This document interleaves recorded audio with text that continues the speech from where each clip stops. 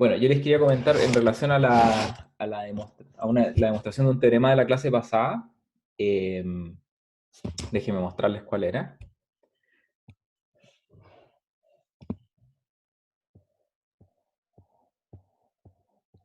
De la caracterización de funciones fuertemente convexas con el subdiferencial. Esta parte específicamente, que yo le había dejado o sea, tenía un pendiente con ustedes, no lo pude escribir, pero lo pude revisar, ¿ok? Les voy a decir un poco cómo funciona y tengo que en algún momento escribirlo. El problema es que ahora estoy súper ocupado. En cuanto pueda, de hecho en el apunte, si se fijan, esta demostración no está. Entonces, en algún momento voy a tener que pasar esa demostración y voy a agregar este detallito, pero se los comento ahora para que no se queden con la duda. Esa es la demostración de la clase anterior. Bueno, la primera observación es que el dominio de una función convexa f es un conjunto convexo. ¿Por qué? Porque es la proyección de un conjunto convexo que es el epígrafo sobre, o sea, dominio de f es igual a la proyección sobre el espacio del epígrafo de f, ¿verdad? Y el epígrafo es un conjunto convexo, la proyección de un convexo a un convexo. ¿Ya? Entonces, cuando yo decía yo tengo un x y tengo un y que pertenecen al dominio de f, lo único que puedo decir a priori es que los puntos que están en este segmento de combinaciones convexas, llamémosle x sub lambda, pertenecen al dominio de f. Pero no sé si pertenecen al dominio subdiferencial, y ese era el problema que teníamos. Entonces aquí hay que hacer un pequeño truco sucio, que es aproximar este x. Entonces, aquí viene otra observación, es decir, el hecho de que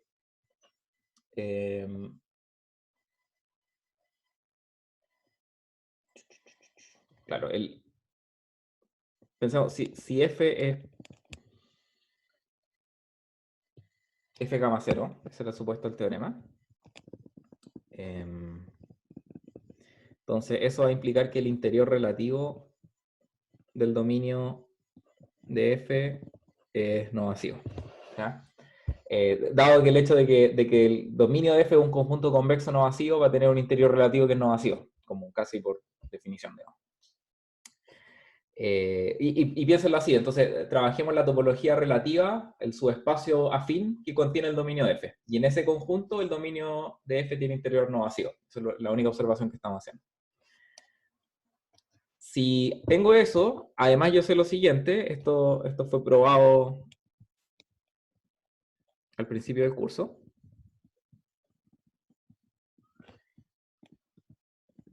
que la adherencia de un conjunto convexo de interior no vacío, en este caso interior relativo no vacío, es igual a la adherencia del interior de ese conjunto. Ya que dominio de f, perdón, y este es el interior relativo.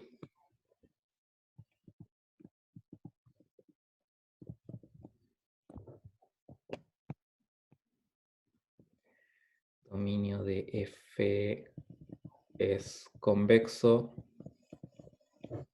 de interior no vacío relativo. ¿Okay? Entonces piensen así como que tenemos una función convexa y nos restringimos a su espacio afín donde está su dominio, donde la función toma valores reales. ¿Sí? No quiere decir con eso que la función tome valores reales en todo ese subespacio afín, sino que estoy tomando el subespacio afín más pequeño que contiene el dominio de f. ¿Sí? ¿Por qué estoy haciendo todo este menjunje? Es porque lo que quiero decir ahora es que yo puedo siempre tomar una vecindad en torno a x y voy a encontrar un punto z tal que ese z está, entonces, esto garantiza que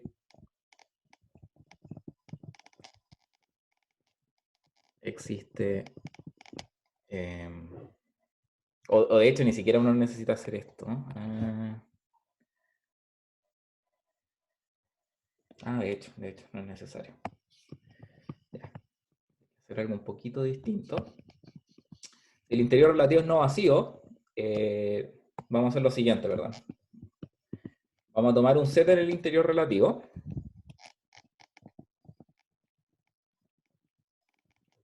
Del dominio de F. Y vamos a generar un X sub alfa que va a ser alfa Z más 1 menos alfa X. Con 0 menor que alfa menor que 1. Y alfa idealmente pequeño. Entonces, el punto es el siguiente. Si existe por acá lejos un Z que está en el interior relativo, yo voy a tomar el segmento de línea que une a ambos. Y lo que puedo garantizar es por... esta es una de las propiedades que vimos en el curso. Estos X alfa, siempre que alfa no sea igual a 0,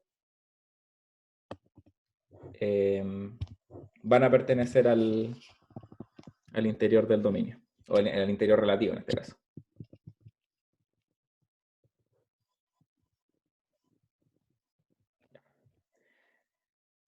Y este truco me permite reemplazar este X por un X alfa que está en el interior relativo del dominio. Cuando estoy en el interior del dominio, ignoren la parte relativa si quieren.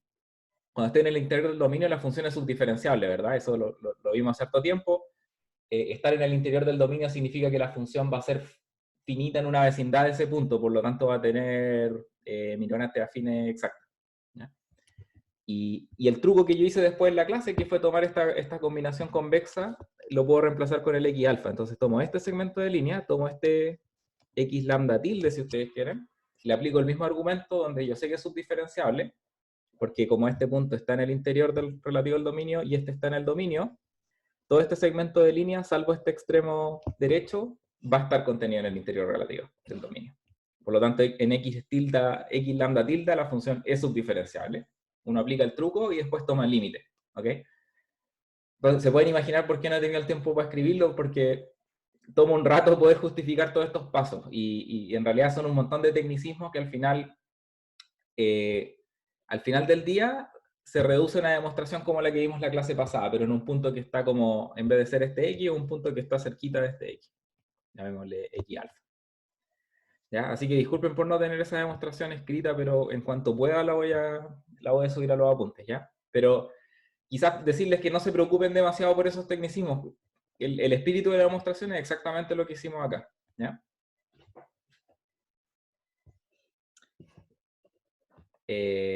Quizás está un poco enredado lo que dije, pero si quedan preguntas pueden hacerlo. Ah, ¿no se escucha? Yo sí me escucho. Sí se escuchó. Ese mensaje es antiguo, no sé. Ya.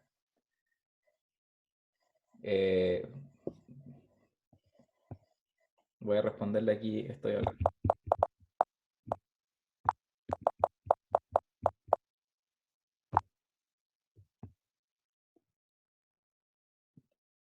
Ya. No sé, ¿hay alguna pregunta? O si no, avanzo y créanme que en cuanto lo pueda actualizar, lo hago y les aviso ya.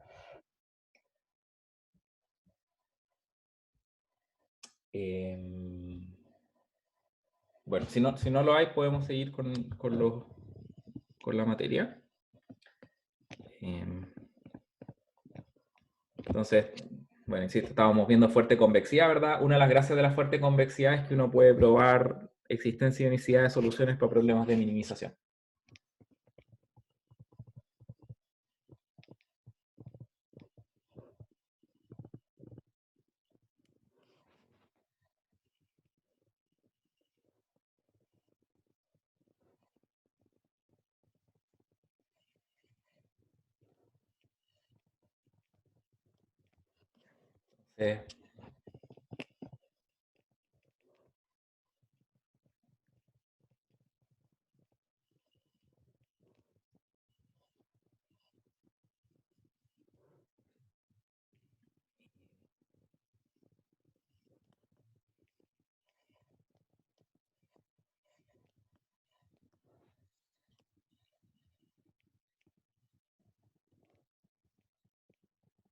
Entonces, si asumo que tengo una función fuertemente convexa y que es finita y continua en un punto, entonces vamos a tener lo siguiente.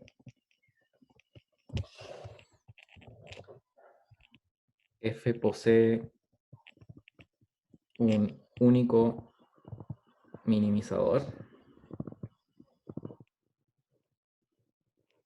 X en el espacio, perdón, X estrella, y vamos a tener una condición además de crecimiento, f de x menos f de x estrella es mayor o igual que x estrella al cuadrado. Y esto es para todo x en el dominio de f. En realidad es para todo x. ¿Sí? ¿En qué página del apunte estaba esto? Aquí estamos viendo el teorema 3.9.7 que está en la página 79. Ah, ya, gracias.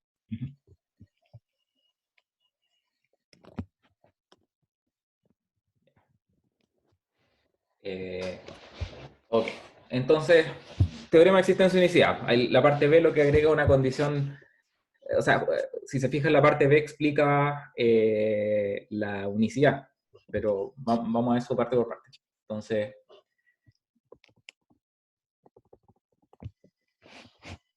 veamos la existencia. Ya. Si ustedes se acuerdan, los teoremas de existencia que hemos visto hasta ahora en el curso estaban basados en la idea de como restringir la función f a un compacto, ¿verdad? Alguna especie de, habían condiciones de incompacidad, etcétera, digamos. La idea va a ser probar que esta función fuertemente convexa tiene conjuntos de nivel que sean acotados, por ejemplo. El hecho de que son cerrados viene automáticamente de la... Ah, no. ¿De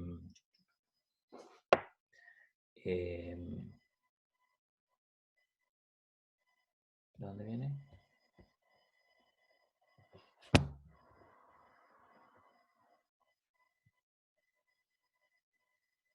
Me falta que aquí f sea semicontinuo inferior.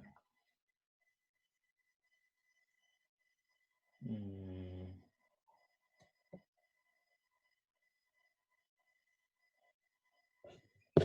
poquito.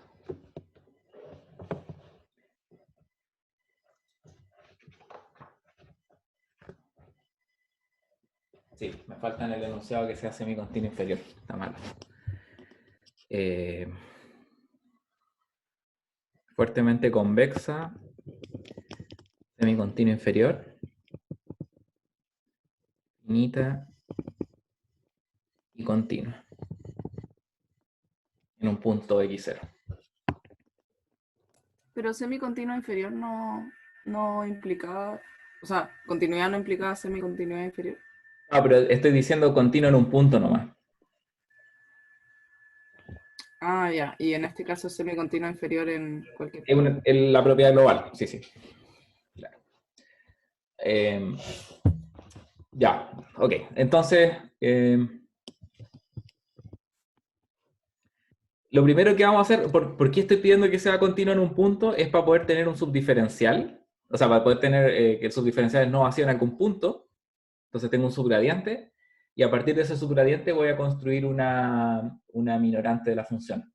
O sea, perdón, voy a ocupar esta propiedad de fuerte convexidad que me da el crecimiento cuadrático en torno a ese punto. Entonces, como f es continua en x0, eso implica que el subdiferencial de f en x0 es distinto de vacío. ¿Ya? Y después por el teorema de caracterización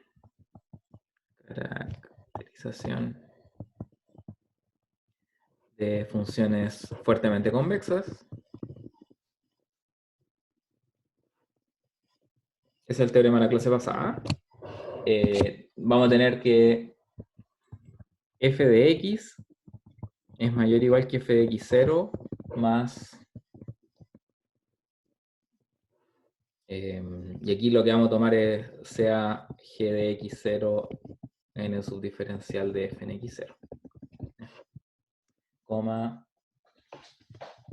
menos x0 más sigma medios norma de x menos x0 al cuadrado. Eso me da la fuerte convexidad, ¿cierto? Ahora lo que voy a usar es que todas las normas son equivalentes en dimensión finita, Esto de equivalencia.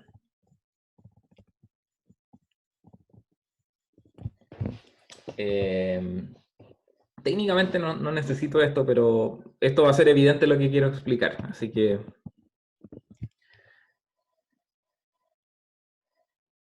sí. O sea, si ustedes saben que lo que está escrito arriba ya me implica que los conjuntos de subnivel de F son acotados, ya estamos listos. Pero si no, hay que hacer esto evidente. Y la forma de hacerlo evidente es completando un cuadrado. Entonces puedo reemplazar esa constante sigma por una constante distinta, sigma c, a través de la cual puedo comparar esta norma con la norma inducida por el producto interno. ¿Okay? ¿Y por qué introduzco la norma inducida por el producto interno? Es porque ahora puedo completar este cuadrado. ¿Sí? En el espacio euclidiano yo puedo, lo que me falta para poder completar el cuadrado aquí va a ser algo así como menos 1 partido por 2 sigma sub c, norma de g de x0 al cuadrado, más 1 partido por 2 sigma c. Vamos a tener aquí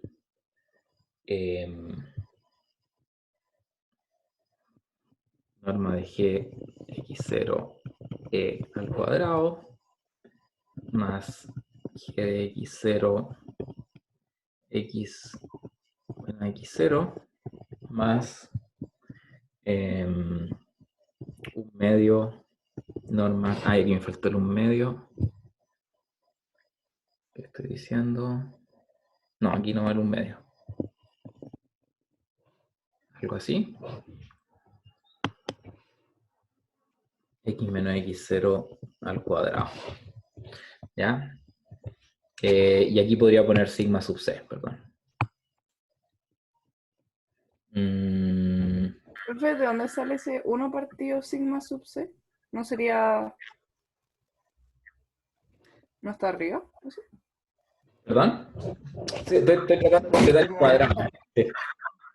No he terminado, yo creo que hay algo equivocado todavía acá. Sí. Déjame tratar de arreglarlo y lo vemos.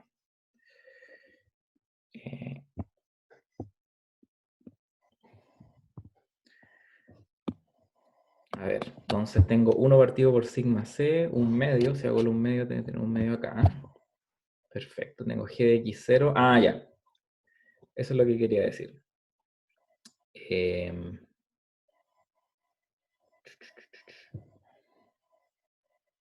Sí.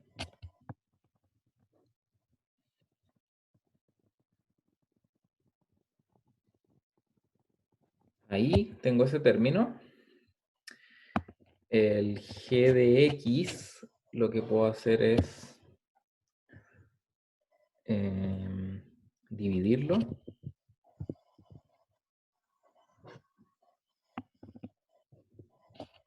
No, me va a quedar g de x0 al cuadrado.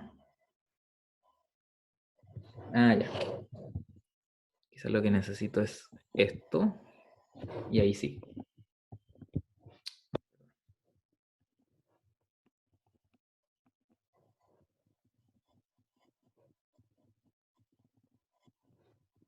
Más g de x0 partido por sigma c, coma sigma c x menos x0. Creo que esa es la forma de completar ese cuadrado. Ahora sí.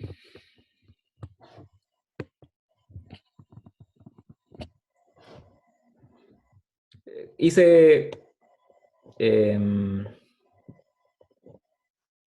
no, ¿qué estoy haciendo acá?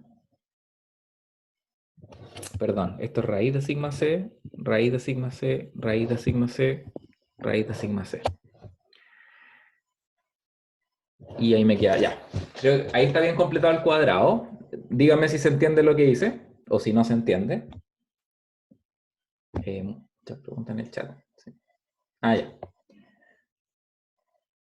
Debería ser un cuarto. Creo que acá... ¿te refieres a esta parte de la demostración? Sí.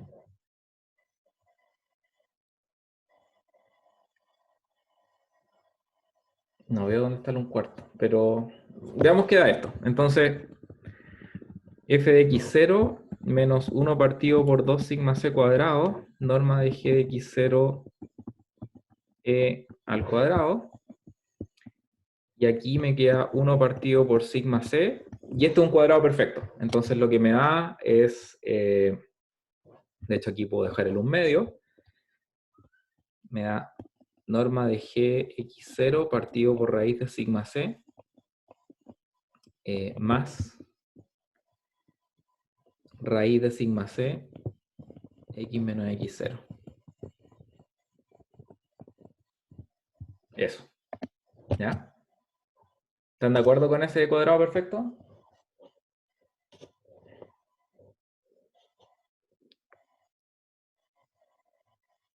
Tendría que revisarlo mejor para estar de acuerdo, pero Ya. le creo. Ok. No, es que de hecho en los apuntes parece que me equivoqué, por eso lo estaba revisando acá. O sea, no me equivoqué, en realidad al final da lo mismo, porque si se fijan, esto va a quedar exactamente igual a 1 partido por 2 sigma c. Lo hice de otra forma, ¿no? Sigma c cuadrado, claro. Y me va a quedar g de x0 más sigma c x menos x0. Y acá me va a quedar exactamente lo mismo. Ya, ahora, ¿por qué hice todo este cuento? Simplemente para mostrar que se tiene la siguiente propiedad. Entonces, si yo miro el llamémosle a esta función que tengo aquí, f mayúscula de x. El hecho de que f minúscula de x es mayor o igual que f mayúscula de x implica que el conjunto de subnivel lambda de f está contenido en el conjunto de subnivel lambda de f mayúscula, ¿verdad? Para cualquier lambda.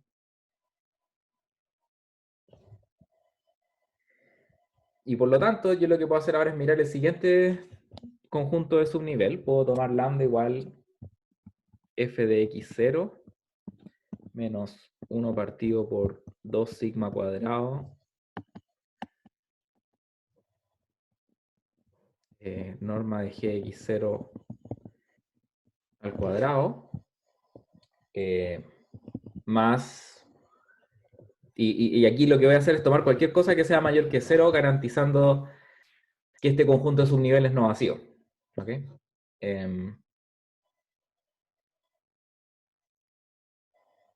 Sí. Digamos 1 partido por 2 sigma c al cuadrado. ¿Ya?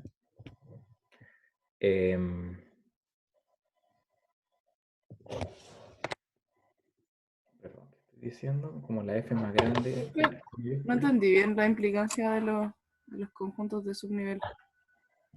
Porque un conjunto de subnivel era f mayúscula de x menor o igual a lambda, ¿cierto? Ese era... Yo puse aquí un nivel, ¿cierto? Lambda. Tengo mi f mayúscula y tengo mi f minúscula. La inclusión, perdón, la inclusión al revés. Perdón, estoy diciendo, f minúscula es mayor o igual que f mayúscula, ¿verdad? Y aquí tú puedes ver qué pasa con los conjuntos de subnivel. Entonces, el conjunto de subnivel lambda de la f minúscula, aquí está, y el de la f mayúscula es este conjunto que es más grande.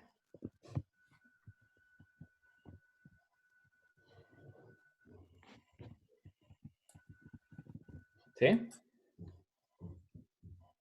O sea, uno tiene que demostrarlo, pero estoy... Era... Es la parte que está abajo, ¿no? De f también. ¿Cómo? ¿Cómo la parte que está abajo? O sea, el conjunto de subnivel era desde la función f mayúscula hacia abajo de lambda, ¿no?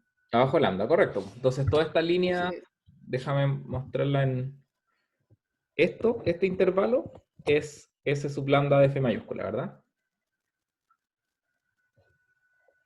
El intervalo que está en negro. Y el intervalo que está en azul es el conjunto subnivel de f minúscula. Ya. Sí.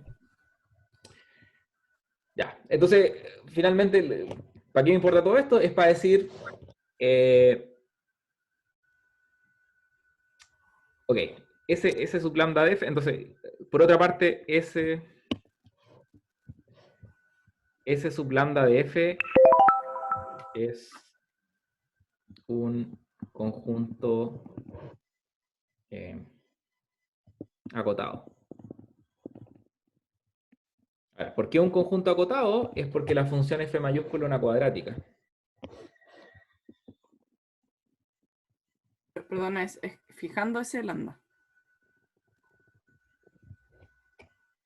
Sí, ¿Eso? fijándose lambda. O sea, para cualquier lambda va a ser un conjunto acotado, porque lo que te está diciendo, esto es como, veámoslo así, de hecho, ese sub lambda de f es una bola.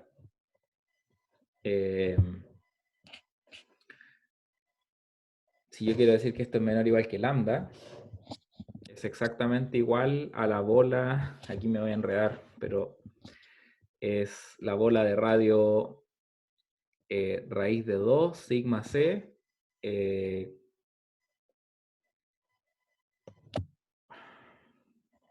ya, hagámoslo.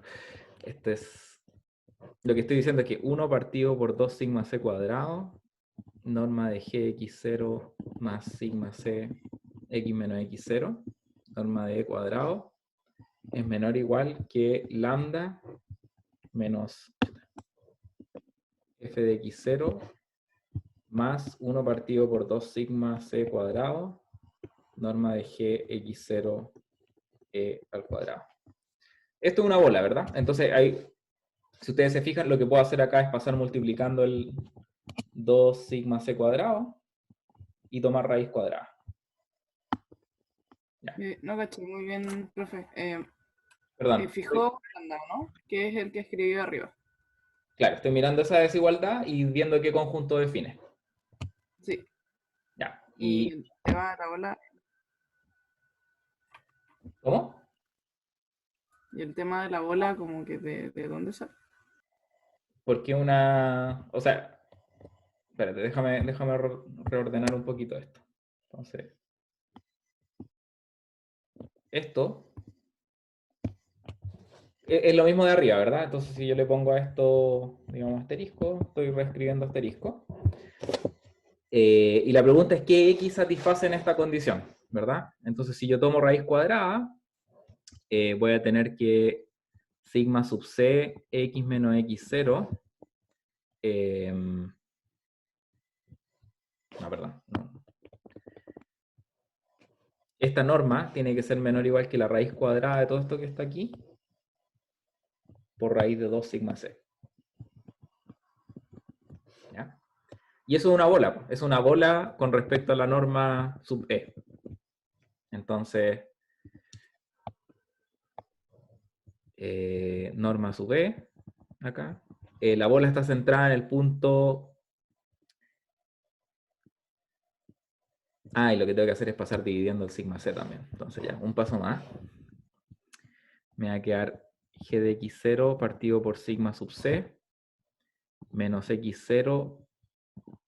De hecho, es x más g de x0 partido por sigma sub c menos x0, ¿verdad?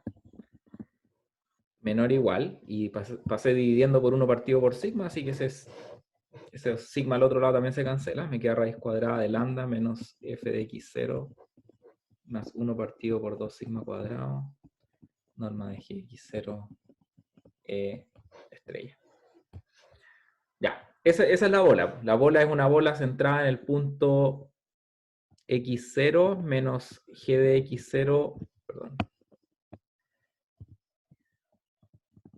x0 menos g de x0 partido por sigma sub c, y el radio es el radio que está ahí, es raíz cuadrada de lambda menos f de x0 más 1 partido por 2 sigma c cuadrado, norma de g x0 al cuadrado.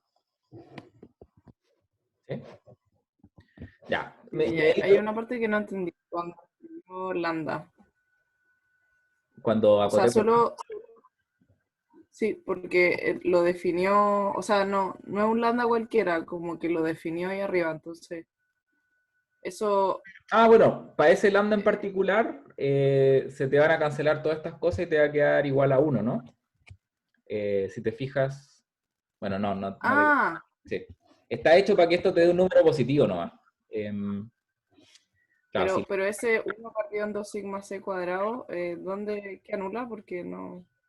No, pues, lo que quiero decir, este se cancela con este fx0 y este menos un medio se cancela con ese. Pero igual te queda un término extra. Ah, claro, por eso, ya. Entonces, no importa qué es lo que sea, lo importante es que algo positivo. Perdón, 1 partido por raíz de 2. Entonces,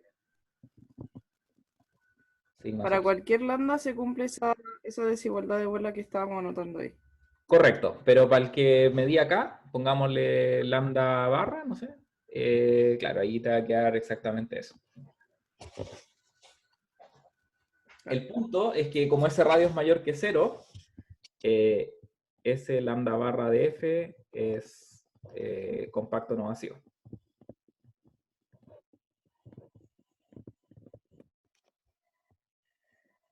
Y no solo eso, o sea, ahora yo sé que ese lambda barra de f minúscula está contenido en ese lambda barra de f, pero no sé si es no vacío, sé que es compacto, va a ser compacto, ya que f es semicontinuo inferior. ¿Ya? Pero ¿por qué es no vacío? Es porque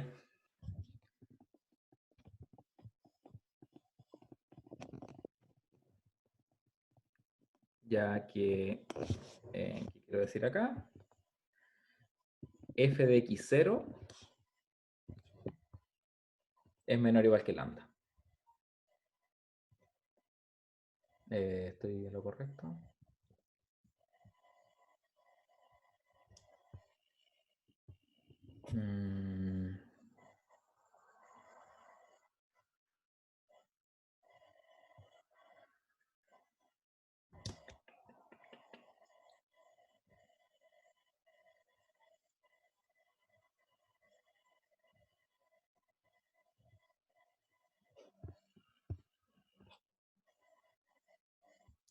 Perdón. No. Oh, ya, voy a tener que cambiar esto un poco, pero... No, hagamos lo siguiente. En vez de decir que sea igual, voy a decir que este lambda es mayor o igual nomás. No sé cómo lo voy a definir, pero sea mayor o igual. Y en ese caso no voy a tener esta fórmula que no me importa, pero lo único que sé, no mayor o igual, mayor estricto. Lo que voy a saber a partir de eso es que este radio es positivo, ¿ya? Así que la conclusión sigue siendo que ese lambda barra es un compacto no vacío. La F minúscula también va a ser un compacto porque está contenido y la F semicontinuo inferior, y va a ser no vacío ya que, o sea, si escogemos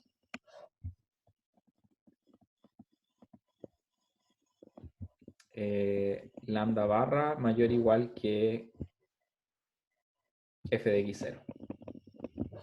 Así que el lambda que me sirve para demostrar la existencia unicidad, o sea, la existencia de soluciones va a ser el máximo entre F de x0 y F de x0 menos 1 partido por 2 sigma c cuadrado.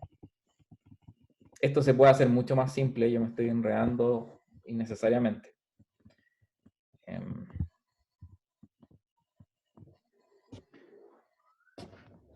En el momento en que ustedes, por ejemplo, digan que cualquier norma tiene conjuntos de subnivel acotados, lo cual es cierto por la homogeneidad de la norma, no necesitan hacer este truco, completar cuadrado, etcétera. Pueden identificar inmediatamente los conjuntos subnivel aquí como conjuntos compactos. ¿Cómo dijo? ¿Cuál era el truco? Que si ustedes saben el hecho de que cualquier norma induce conjuntos de subnivel que son compactos, no necesitan pasar a la norma euclidiana o completar cuadrado. Eso va a ser una observación simplemente de lo que van a tener aquí, digamos. Pero claro, en el fondo esto hace evidente ese hecho, ¿no? Por cualquier norma es cierto que los conjuntos subnivel de una norma al cuadrado van a ser conjuntos acotados, incluso cuando hago una perturbación lineal acá. Pero no he justificado eso antes y no sé si ustedes también lo saben, entonces por eso preferí valerme de la norma euclidiana para hacer esta demostración. ¿Ya? Profe, y la conclusión, o sea, Sí, la conclusión. el motivo principal era que antes, aparte de pedir convexidad, pedíamos restricciones sobre los conjuntos, ¿o no? Sí, o sea, lo que quiero hacer ahora es Ahora por Weierstrass o alguna de las variantes que vimos.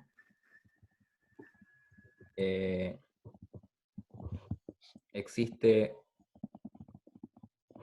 X estrella perteneciente al argmin de f de x, con X todo el espacio. ¿Sí? O sea, lo que hicimos fue como, de alguna manera, confinar esta función en un conjunto compacto donde yo sé que si hay un mínimo tiene que vivir ahí, y ahí apelar a, ¿cómo se llama? Existencia de minimizadores relativos a un conjunto compacto. ¿Sí? profe, ¿qué sale ahí en la segunda aseveración? Es CPTO. Compacto.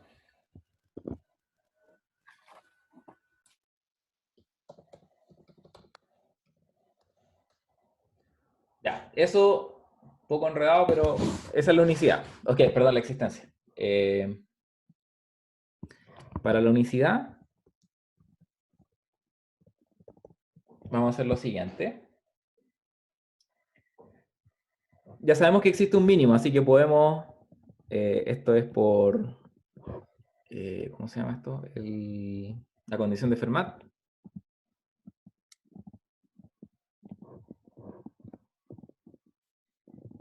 Vamos a tener que X estrella pertenece al argmin de f de x. Sí, solo sí, 0 pertenece al subdiferencial de f, ¿verdad? En el punto.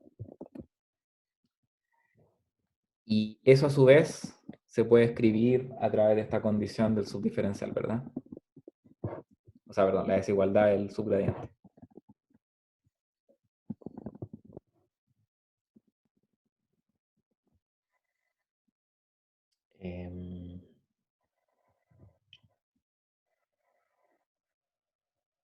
No, perdón. Lo que estoy aquí ocupando es la sigma fuerte convexidad.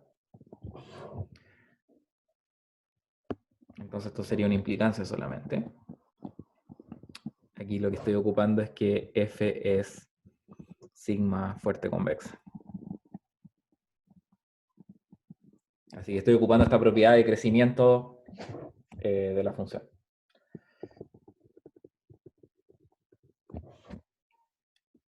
¿Ya? Y ocupando el hecho de que el subgradiente puedo escogerlo como 0. ¿Están de acuerdo?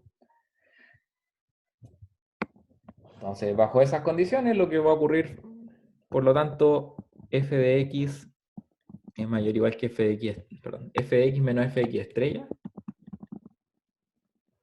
es mayor o igual que sigma medios norma de x menos x estrella. Ahora, si se fijan, esa era la condición que habíamos puesto aquí como b. Así que puedo decir, en particular aquí probamos b. ¿Ya? Y además vamos a probar la unicidad a partir de esta desigualdad. Entonces, tomen... ¿Cómo le...? Sí, sea y perteneciente al argmin de f de x. O sea, lo que voy a hacer, probar es que y tiene que ser necesariamente igual a esa x estrella que tenemos más arriba. 0 va a ser igual a f de y menos f de x estrella. Y esto es mayor o igual que sigma medio, norma de x, perdón, norma de y menos x estrella. Así que eso no nos deja con otra opción a que y sea igual a x estrella. Con eso terminamos la demostración. ¿Preguntas? ¿No? Yo, sí, es que puede como quizá resumir la parte de la existencia, que igual como que me Sí, confundí. la voy a repetir, pero habían otras preguntas antes. Martín pregunta de dónde salieron los sigmas. Ah, ya caché. Ya. A mí no me calzan los sigmas. Puede que me haya equivocado. Si quieres comentar, Francesca. Lo que pasa es que estaba viendo la factorización y me pasaba que el 1 partido por sigma encontraba que solamente debía corresponder al primer término, porque los otros, el del producto punto, por ejemplo, se simplificaba y queda un 1 que es el que tenía originalmente, y el Sí. segundo es lo que hace es entrar el sigma dentro de la norma por el sigma que estaba desde ya como antes. Entonces no Sí. entiendo por qué la factorización del sigma c entra como a los 3. Lo hago para poder obtener un cuadrado perfecto. O sea, si aquí, mira, fíjate que en esta ecuación que ya tenemos aquí, tengo un sigma c, ¿verdad? Aquí. ¿Sí? Sí. Pero no tengo ningún sigma c acá. Entonces, si quiero hacer aparecer un cuadrado perfecto, de alguna manera debería multiplicar este x menos x0 por sigma sub c, ¿verdad? O por raíz de sigma sub c. Eso me fuerza a que este g de x0 lo tenga que dividir por sigma sub c, para dejar todo intacto. Claro, pero igual estaba parte del sigma sub c afuera. Claro, no, tenéis razón, Ya, ese sigma sub c puede que no se necesite ya. ¿Eso es lo que me estás diciendo? Claro, algo del Sí, estilo. sí, sí, tenéis toda la razón. No se necesita. Ya. Voy a... El cuadrado perfecto, creo que eso basta. Eso es lo que tú estás diciendo. Y tienes toda la razón. Eh, sí, ya. Entonces, eso queda así. Por eso es que no tiene que estar al cuadrado del sigma sub c entonces. Eh, por eso no va a estar al cuadrado del sigma sub c, ¿cierto? Cierto, cierto. Aquí me aparece solamente en un medio. Y finalmente, claro, si yo factorizo el raíz de sigma sub c, me va a quedar 1 partido por sigma sub c acá, ¿verdad? Sí, eso creo que estoy factorizando por 1 partido por raíz de sigma sub c, que sale como sigma sub c. Y por ende acá también hay un sigma sub c, sigma sub c, sigma sub c. Ya, sí, toda la razón, me he equivocado ahí. ¿Qué más? Aquí abajo me va a quedar sigma sub c, sigma sub c.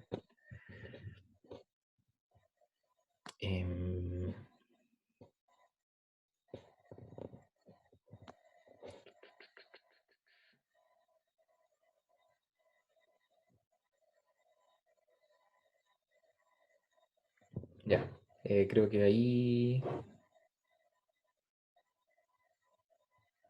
Claro, y probablemente aquí me va a aparecer un raíz de sigma sub c. Ya, creo que en el apunte está bien, por si acaso. Entonces lo pueden ver de ahí, pero quiero ir tratando de hacer las correcciones aquí mismo.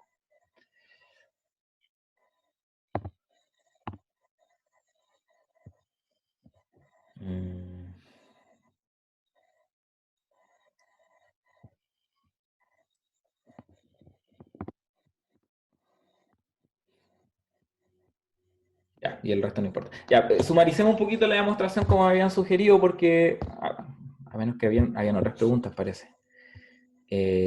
¿Por qué en el radio de la bola escribió 1 partido por raíz de 12?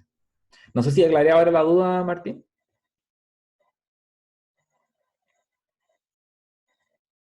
Sí, sí, ya, súper. Y la pregunta de Felipe dice, ¿nos permite tener una aproximación del error? Correcto. O sea, de hecho en optimización es raro obtener resultados de convergencia de la iteración a los X. Pero, por ejemplo, bajo la condición de fuerte convexidad, tener una estimación, o sea, esta es la estimación del tipo de gap que vamos a tener para los algoritmos de optimización. Vamos a ver que los valores de la función se van acercando al óptimo.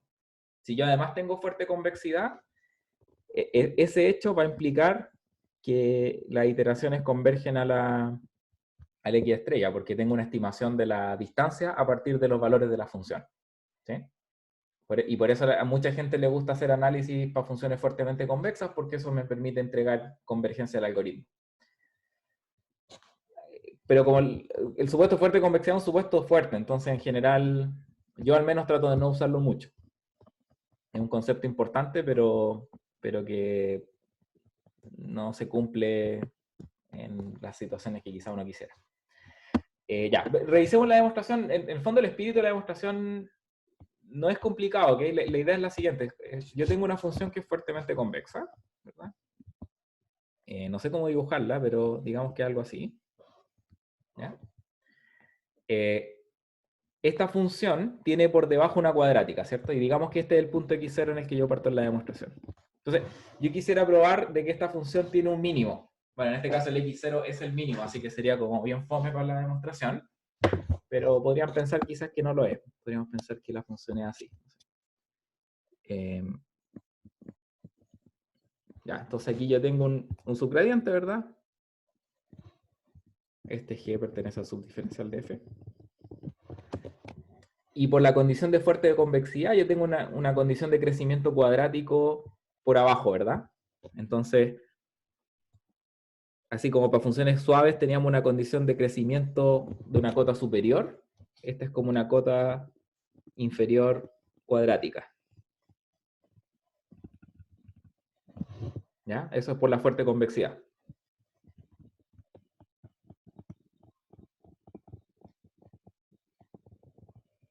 Entonces, la idea de la demostración se basa en decir, bueno, yo no sé cómo dominar f o cómo mostrar que vive en un conjunto compacto, ¿verdad? Como para poder aplicar el teorema de Weierstrass. Pero definitivamente yo sé cómo acotar una cuadrática. Entonces, el punto es que una cuadrática con, digamos, con una matriz positiva definida, que es el caso de esta norma de x menos x0 al cuadrado sub e, esa definitivamente tiene conjunto de subnivel compacto, incluso cuando yo le aplico una perturbación lineal.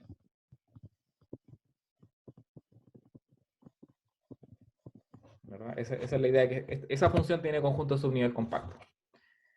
Así que este dibujo, como que al completarlo uno debería ver algo así, ¿no? La cuadrática pasa por acá y después debería irse así.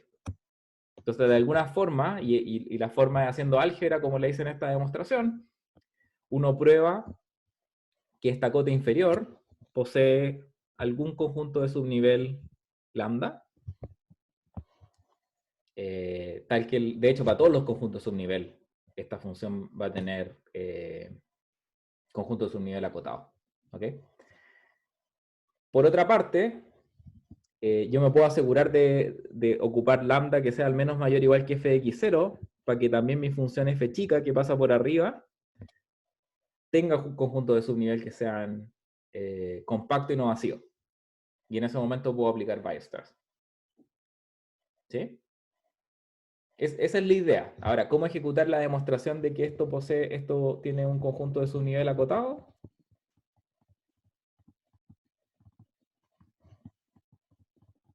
Es identificando que ese conjunto de subnivel se puede escribir como una bola. Y las bolas son acotadas.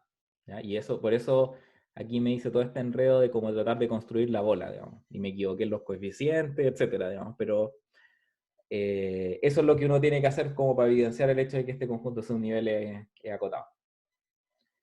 ¿Clarifica un poquito la idea de lo que estamos haciendo acá?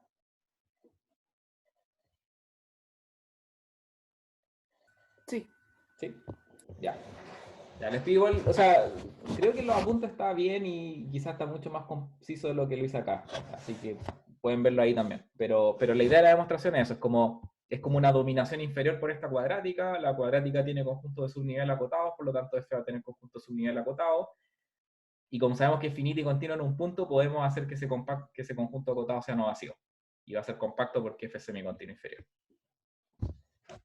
Ya, ahora viene un teorema súper importante del curso.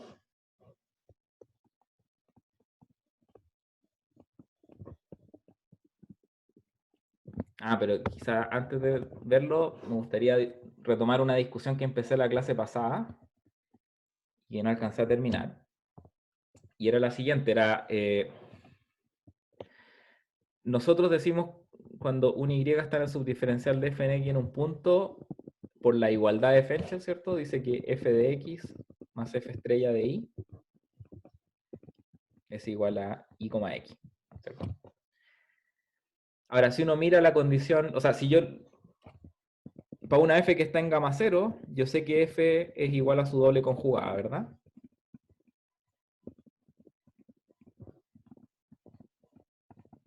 Entonces pongamos aquí arriba. Si f pertenece a gamma 0 de E. Tenemos esas relaciones, ¿cierto? Y si ustedes se fijan, esa identidad como está escrita aquí, implica, de hecho un sí solo sí también,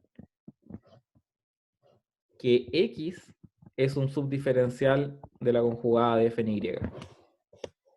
¿Verdad? Porque aquí estoy diciendo, esta es mi función g, digamos, esta es mi función g estrella, y estoy diciendo que ambas funciones alcanzan la igualdad de Fenchel, para g igual f estrella. ¿Sí? Por lo tanto, hay una especie, al menos para funciones f que están en gamma 0, hay una dualidad del subdiferencial, que no sé si la había mencionado antes de la clase pasada, quiero decir. De que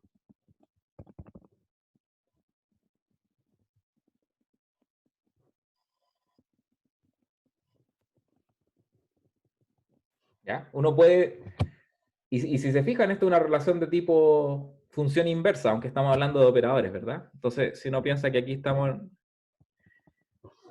yo sé que algunos de ustedes no han hecho análisis funcional, pero piensen que ese E estrella que está ahí es el mismo E, ¿ok? Si yo pienso que el operador subdiferencial es esta multiplicación que permite tomar x's y convertirlos, ¿verdad? En esto de y, lo que me dice la relación de arriba es que la función inversa, o el operador inverso, acuérdense que invertir operadores es posible cuando son multiplicaciones, no tenemos ningún problema con eso, corresponde a tomar el subdiferencial de la conjugada. ¿Ya? Y eso va a implicar típicamente que ciertas propiedades de regularidad de la función f se traducen en propiedades de regularidad de la función conjugada, ¿cierto? Porque si yo, por ejemplo, digo, pensemos que mi f es suave, entonces el subdiferencial es una función que es 1 Lipschitz, ¿cierto? Bueno, en ese caso eso debería implicar algo para la función inversa, ¿verdad? O sea, si tengo al menos, por ejemplo, que la función inversa debería ser un operador que es inyectivo. ¿Sí? Perdón, no quiero decir eso. No inyectivo, sino que va a ser como... Vamos a verlo en la demostración, ¿ok? Pero el punto es el siguiente. Una de las propiedades que caracterizaba las funciones convexas suaves era esta propiedad de cocoercividad. Que nos decía que la diferencia de los gradientes es menor o igual, 1 partido por L. No, aquí era 1 partido por mu.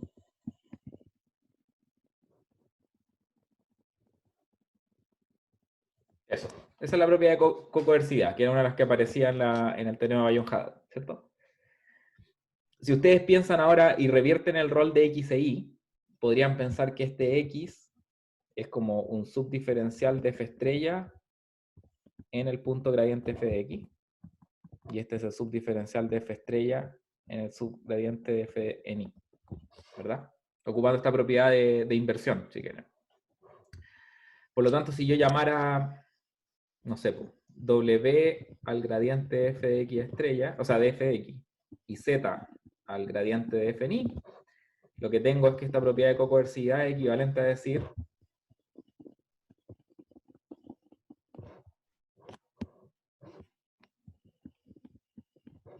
gradiente f de x va a ser w menos z, y nos va a quedar aquí un g de w menos g de z, donde g de w es pertenece al subdiferencial de f estrella en W y G de Z pertenece al subdiferencial de F estrella en Z. Ahora, esa propiedad que están viendo ahí es una propiedad de fuerte monotonía. Entonces, esto implica que el subdiferencial de F estrella es 1 partido por mu fuertemente monótono.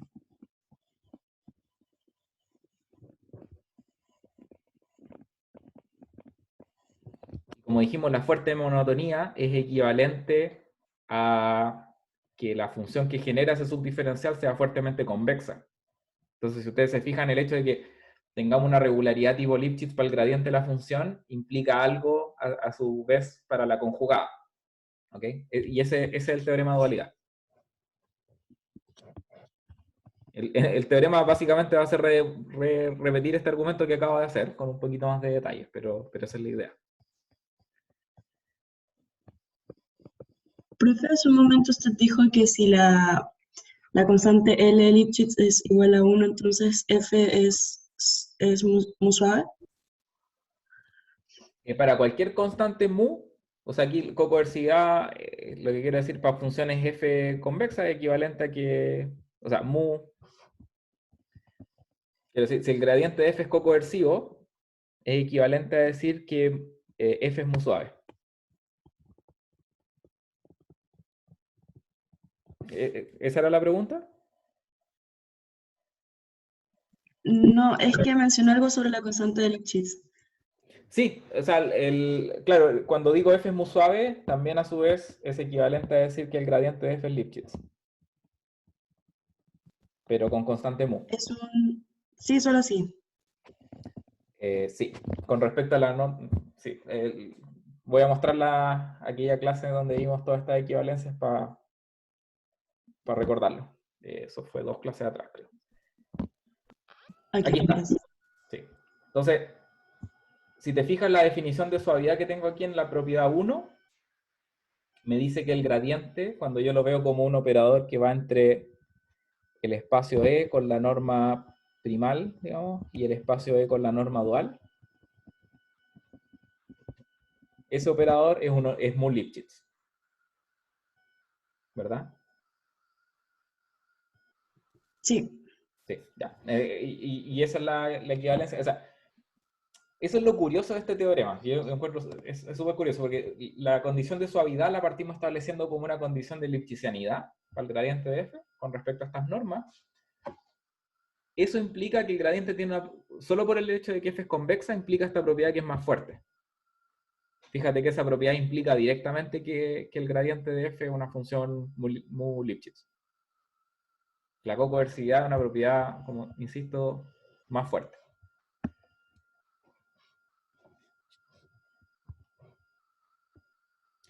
Ya.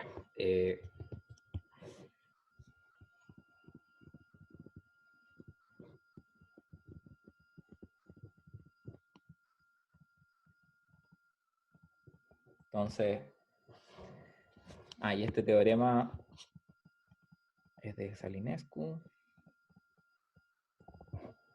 de los 80.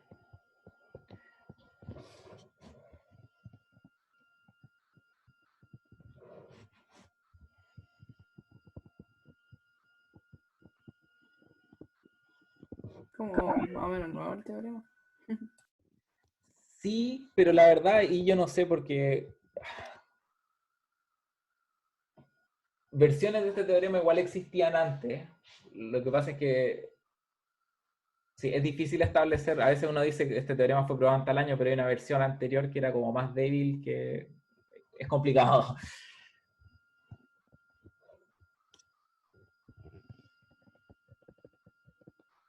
Pero quizás lo que sí definitivamente yo creo que este teorema como que clarifica la historia bien. De hecho, es mucho más general que lo que voy a escribir ahora.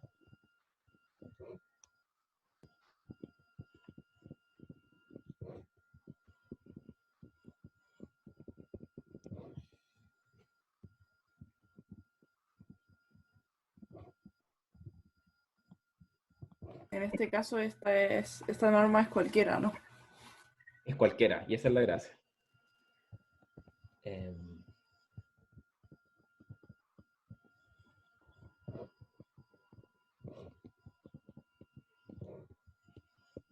Sí, porque si tuviéramos una norma euclidiana, no habría este paso entre la norma y la norma dual.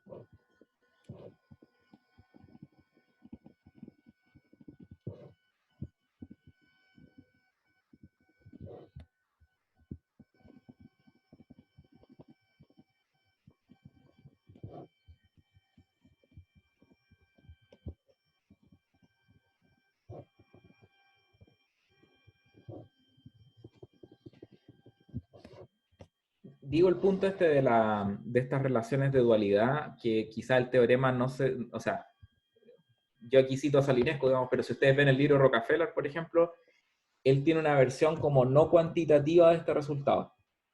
En el sentido de que dice, si una función f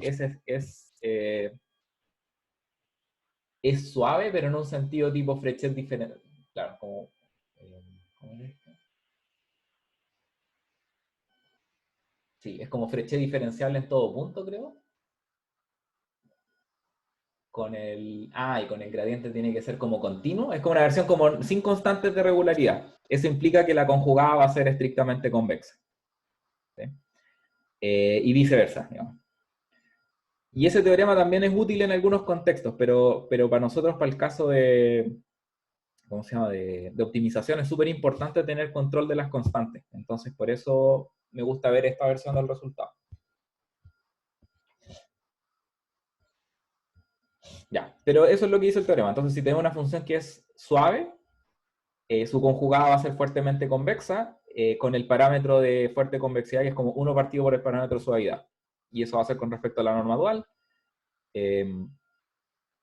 Y al revés, si tenemos una función que es bueno, en caso fuertemente convexo necesita hipótesis adicionales, que sea semicontinua inferior, que sea propia, y que tenga algún x0 con el subdiferencial no vacío. Entonces la conjugada va a ser 1 partido por sigma suave. ¿Ya? El espíritu de este enunciado es como este dibujo que yo le estoy dando acá, como ese de que el operador inverso del subdiferencial es el subdiferencial de la conjugada, y por ende ciertas propiedades de regularidad del subdiferencial de f se traducen en propiedades para el subdiferencial de la conjugada, pero donde las relaciones se invierten, ¿verdad? Y habíamos dicho que hay una tensión entre suavidad y fuerte convexidad porque la suavidad te da como cotas superiores, la fuerte convexidad da cotas inferiores. La razón por la que se produce esa como vuelta de tuerca es justamente porque la relación es a través de la conjugada. ¿Ya?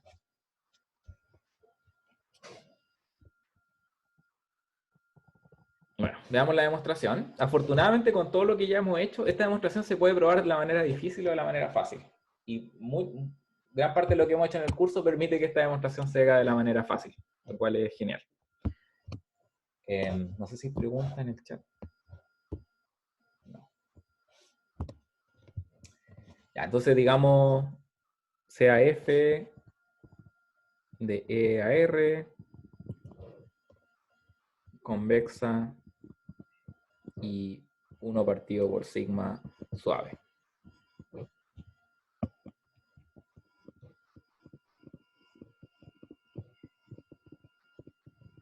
Ya, eso.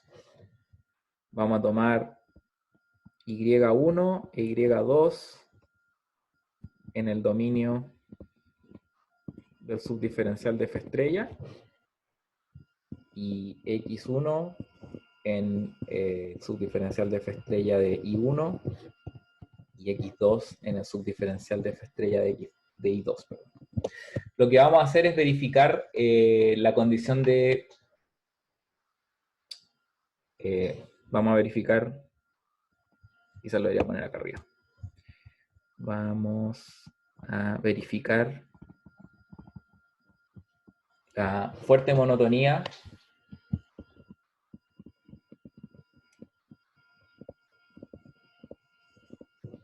del subdiferencial de f estrella.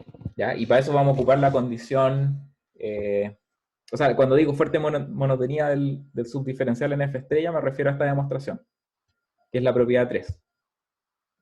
¿Sí? Eso queremos probar. ¿Están viendo la pantalla o está atrasada? No, sí, sí. Está bien. Ya. Entonces vamos a verificar 3 de ese teorema de la clase pasada. Ok. Ahora, ¿por qué tenemos eso? Es porque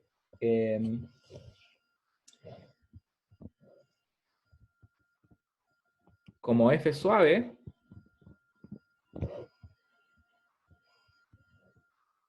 este x1 pertenece al subdiferencial de f estrella en I1, es sí solo sí, estoy repitiendo aquí lo que dice la observación, y 1 pertenece al subdiferencial de f en x1.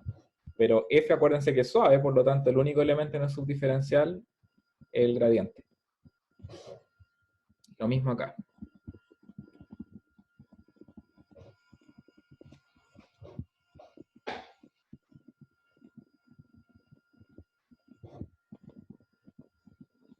Profe, en general, ¿cómo que se usa el concepto de suave para hablar de continuidad o como que te piden cosas más fuertes? En el contexto de este curso, yo estoy ocupando mu suave, que es una cantidad, que es un objeto como cuantitativo, si quieres, ¿cierto? Porque es una propiedad de Lipschitz. Claro. Ustedes van al departamento de matemáticas, la gente cuando habla de suave habla de una cuestión que no es cuantitativa, que es como C2, ¿verdad? O C1. Claro, sí, por Ese eso es un problema, preguntaba. claro, es un problema de lenguaje entre la gente que hacemos optimización y el resto de los matemáticos, ¿no? Es como, eh, pero lo que quiero decir es que, claro, cuando hable de suave acá, estoy haciendo referencia a mu lipschitzianidad. Ya, sí, sí, es que por eso, porque en aplicaciones hablábamos de suave y era simplemente continua, por Va ejemplo. a ser C1, por Cosas así. ejemplo, claro. Sí, sí. No, en este caso voy a tratar de ser insistente en poner mu suave para clarificar que me refiero a eso. Mu en este caso es 1 partido por sigma, en el enunciado. Ya, excelente, porque ahora lo que podemos hacer es por la cocoercividad. Y aquí estoy haciendo uso de Bayon-Haddad.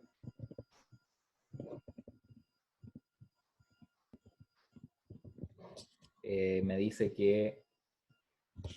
¿Qué me decía cocoercividad? Que el gradiente f de x menos el gradiente f de y, x menos y, es mayor o igual que 1 partido por mu, que en este caso sería sigma, norma del gradiente f de x menos gradiente f de y, en norma dual, ¿verdad? Ahora, si yo ocupo las relaciones inversas que tengo allá arriba, de hecho lo que debería escribir aquí x1 y x2, x1 y x2,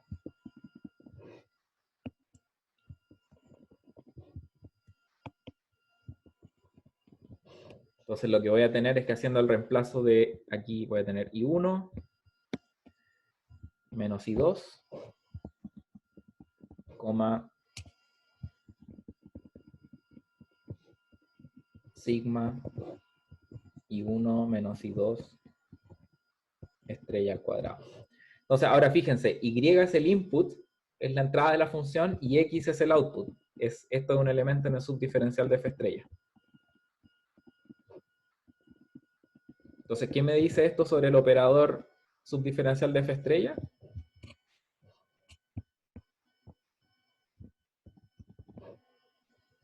Fíjense que I1 y I2 son cualquiera, ¿verdad? Y el X1 y X2 son cualquiera que estén en el subdiferencial.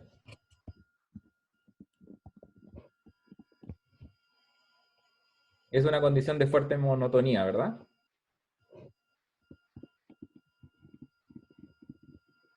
Claro. Pero en este caso igual como que era un poco trampa porque el subdiferencial era solo un elemento. No, pero el subdiferencial de f es solo un elemento, pero ese es el punto. El subdiferencial de f estrella podría ser multivaluado. Ah, claro, ya. Bien. Porque, claro, esos son los de X, ya sé. Claro. Entonces, el hecho de que hay en el fondo, la inyectividad del gradiente de f no implica inyectividad para la inversa. Por el contrario, generalmente va a ser como multievaluado. Y por la clase anterior, acuérdense que si teníamos que el subdiferencial era fuertemente monótono, entonces esta función es sigma fuertemente convexa.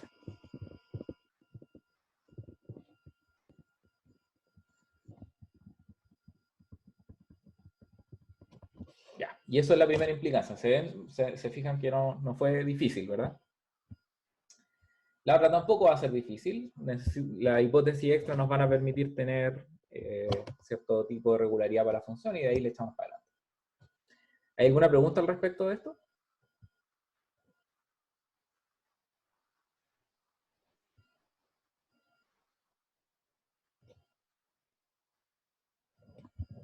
Ya. Entonces, en la parte B lo que vamos a suponer es que f es fuertemente convexa, ¿cierto? Fuertemente convexa. Consideremos el siguiente problema de optimización.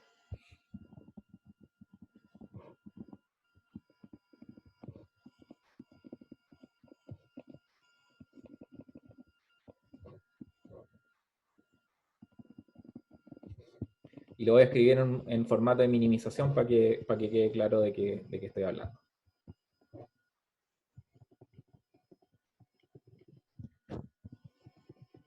¿Sí? Es un problema de minimización, ¿cierto?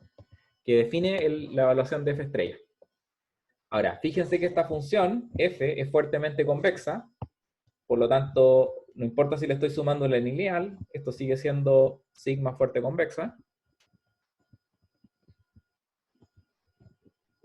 Y además tenemos que es finita y continua en un punto, porque supusimos que existía un punto con subdiferencial no vacío. Entonces, por este teorema anterior, que me demoré un montón en demostrar, teorema de existencia y unicidad, este problema de minimización tiene una solución única.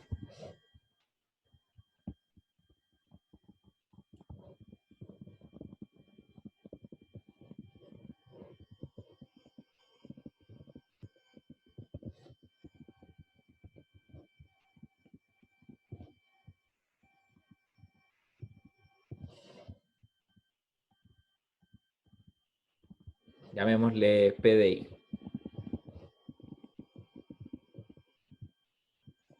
¿Ya?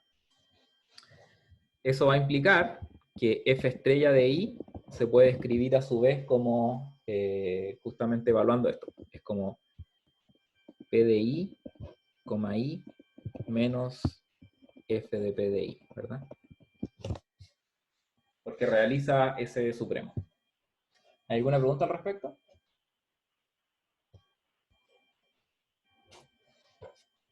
Por otra parte, ¿sí? En el ínfimo, ¿por qué, o sea, con la perturbación lineal se mantiene la fuerte sigma convexa. de convexidad? Sí, porque una razón sería por la caracterización que vimos en la clase pasada. Esta. El hecho de que el subdiferencial es fuertemente monótono no se afecta por una perturbación lineal.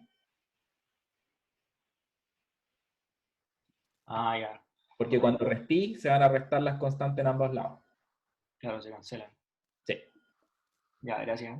Si se acuerdan, cuando hacíamos Bayón-Haddad demostrábamos que la suavidad no era afectada por perturbaciones lineales, pero era un cacho. Pregunta de Lucas, ¿es monótono? ¿Quién es monótono?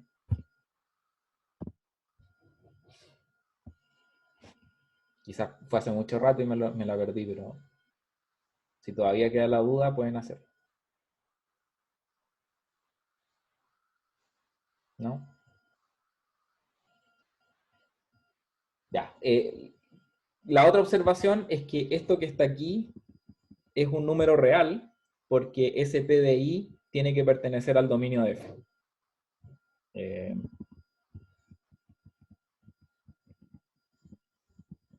Cuando nosotros vimos este teorema de existencia de unicidad, fíjense que lo que en particular, o sea, una conclusión que sacábamos de esto es que f de x estrella tiene que ser un número real, ¿cierto? Siquiera para que esta desigualdad sea válida.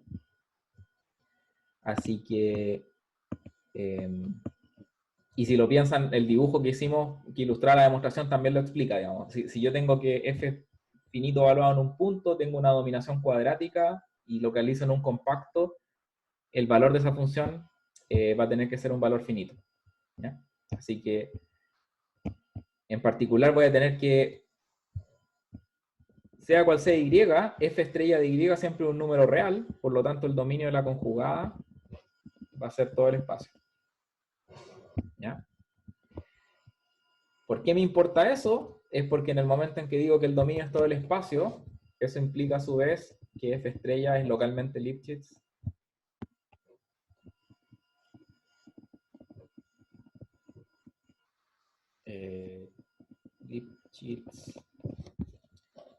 en todo el espacio,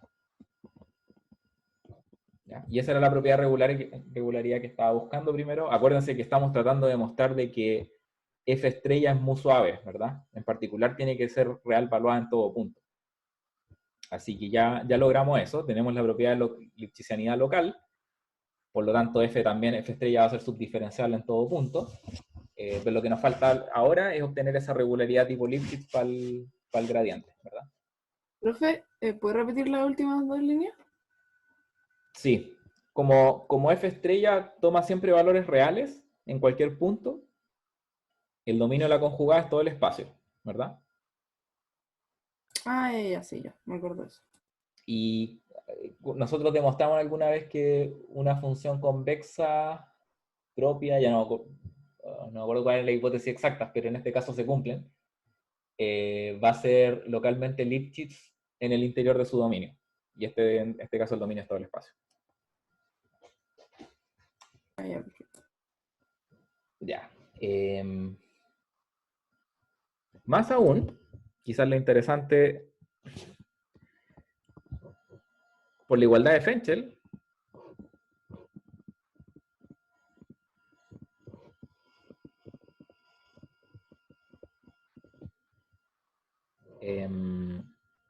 tenemos lo siguiente, tenemos que f de p de i más f estrella de i es igual a p de i, i, ¿verdad? Eso es lo que está ahí arriba.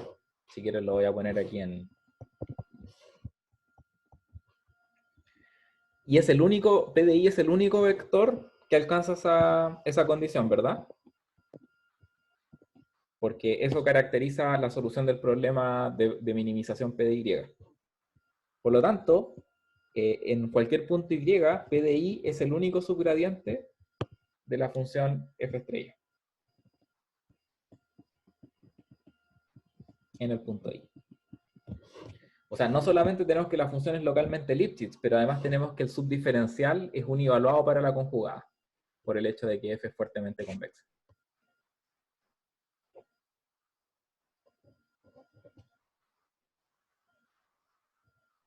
¿Sí?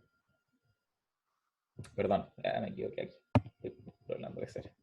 Lo que quiere decir es que el subdiferencial de f estrella en y es un singleton y viene dado por p de i. Aquí viene toda esta historia, es porque lo que estamos viendo acá arriba, de que f estrella, acuérdense que cualquier tipo que alcanza ese supremo tiene que ser un subdiferencial, ¿verdad?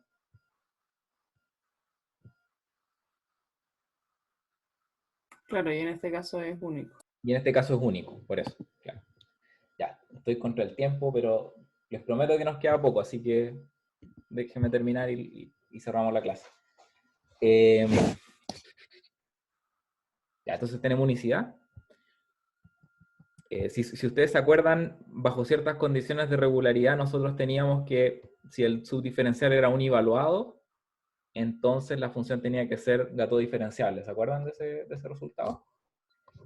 Y en este caso se cumple porque f es continua. Ser localmente Lipschitz implica continua.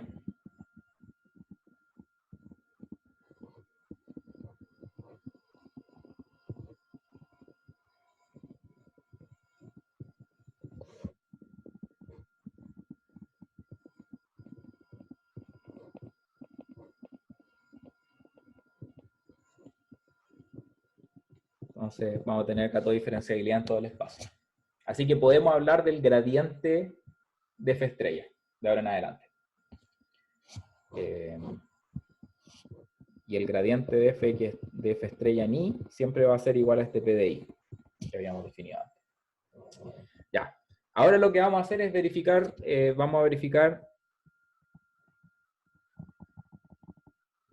y aquí empezamos como en la demostración de la parte A recién. Vamos a verificar que el gradiente de F estrella es 1 partido por sigma Lipschitz. Para esto, lo que hay que hacer es tomar, acuérdense, vamos a tomar pares x1 que pertenezca al subdiferencial de F estrella en I1, x2 perteneciente al subdiferencial de F estrella en I2. Ahora, como estamos en el caso de Lipschitz, o sea, en el caso, perdón, de esta cosa inevaluada, estamos diciendo que x1 es igual al gradiente de F estrella de I. Y x2 tiene que ser el gradiente de F estrella en I2. Y por la fuerte monotonía de F,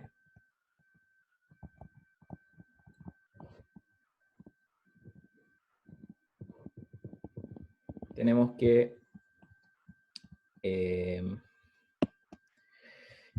I1 menos I2, x1 menos x2 es mayor o igual que sigma norma de x1 menos x2 al cuadrado. ¿Verdad? Ahora podemos revertir los roles acá. Podemos decir I1 menos I2, gradiente F estrella de I1 menos gradiente F estrella de I2, por las relaciones que están arriba, es mayor o igual que sigma por el gradiente F x1 menos x2. Ay, me equivoqué, perdón. No, estoy bien. Eso, tengo eso. Y ahora usando Cauchy-Schwarz o Holder, voy a tener norma de gradiente fx1 menos gradiente fx2 al cuadrado, es menor o igual que este producto interno que tenemos aquí.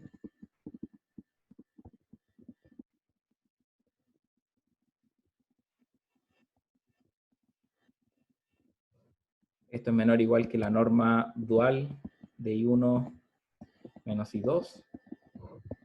Gradiente F estrella de X1 menos gradiente F estrella de X2. Estos dos se cancelan y me va a dar la condición Lipschitz del gradiente de F. Perdón, F de... Estoy hablando de F estrella. Me equivoqué. Ahí. Me equivoqué en todas partes porque esto es I.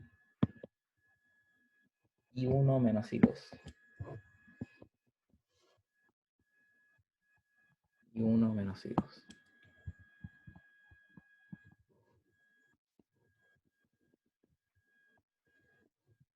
Aquí estamos listos. I1 menos I2. Y eso se cancela con ese. I1 menos. Lo único que tienen que observar aquí es que están dadas vueltas las normas. Así que tienen lo que implica esto es que gradiente F estrella es, y me falta una constante acá, el sigma, es sigma suave, pero con respecto a la norma dual. Porque el rol de... Sería... Profe, sería 1 partido en sigma. Sí, eso. Perdón, 1 partido por sigma. ¿Y por qué me está fallando el...? Ah, porque es 1 partido por sigma en todas partes. Aquí, aquí, y ponemos aquí 1 partido por sigma. Gracias. Es 1 partido por sigma suave con respecto a la norma dual. Ya, disculpen por atrasarme. Eso cierra la demostración porque tenemos la lipschitzianidad. Ya. Voy a cortar la grabación.